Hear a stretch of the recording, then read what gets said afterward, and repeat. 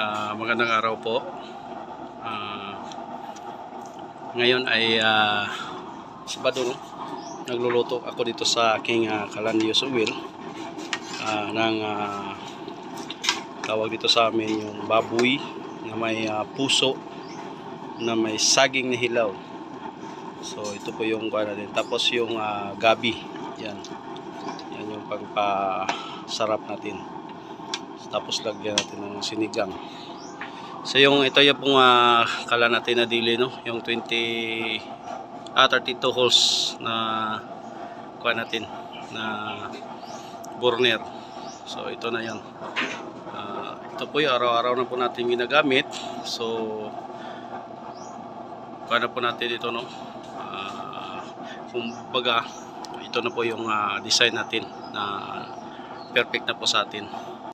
So baka nagtataka kayo na hindi ako gumagawa ng automatic regulator, no? Kung kasi sa akin lang, kontento na ako dito sa manual.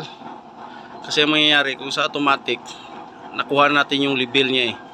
So halimbawa kung magpa-in-in tayo, paano natin ipahinaan? Paano natin pahinaan? So sa blower natin pahinaan. So halimbawa kung sa blower natin pahinaan, kung yung level ng oil doon is marami pa rin, mangyayari malakas pa rin yung oil niya. So ang nangyayari sa akin, kapag halimbawa na nagsasaing tayo, pag kumulo na yung sinaing natin na malapit nang wala yung tubig niya, so i-off na lang natin yung ating intake para wala nang papasok doon.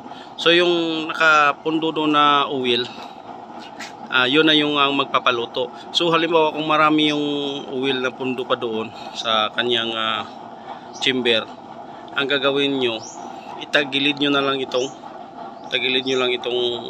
kalan, pupunta na yung doon, lalabas na yung oil dito. So maliit na lang yung maiwan doon na oil.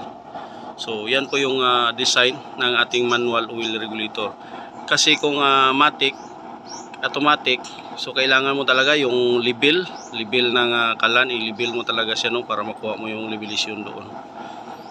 So pagpahina mo, kasi sa automatic siyempre i-off mo rin yung gate valve. So halimbawa i-off mo yung gate valve niya, paano kung gusto mo naman siyang idagdagan ng oil? So i-open mo. So hindi siya mag-automatic kasi hindi mo pa makuha yung level niya. Kailangan mo talagang kunin yung level ng automatic. So sa atin okay na siya. Ayan. So kanina pa tayong luluto dito, no? Ayan. So tuloy-tuloy lang po yung apoy niya.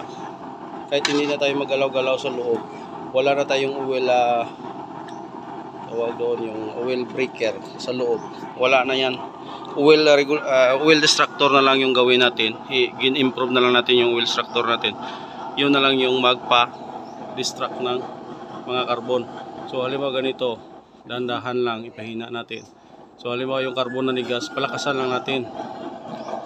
So malakas na ganun yung card ko, no? Ang gamit natin na blower, power bank lang po ito. Kasi brown out dito sa amin. So kahit brown out, mayroon tayong reserva na power bank. So napakaganda ng blower na ito. Kasi pwede natin i-in ito.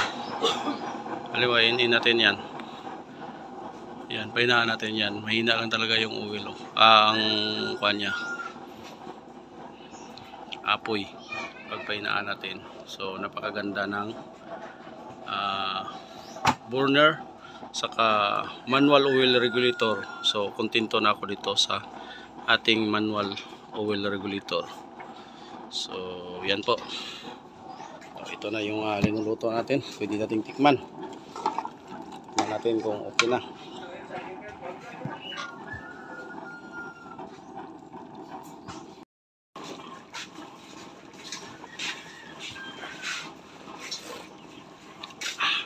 Okay na, ayos, sarap. So, shoutout po sa lahat ng mga kasamahan natin na gumagawa ng kalan at saka supporters natin na palaging nakasuporta, no? Maraming salamat sa inyo. Sa hindi pa nakapag-subscribe, please subscribe naman at click yung notification bell para ma-update ko kayo sa aking mga bagong mga video. Yan, thank you. I know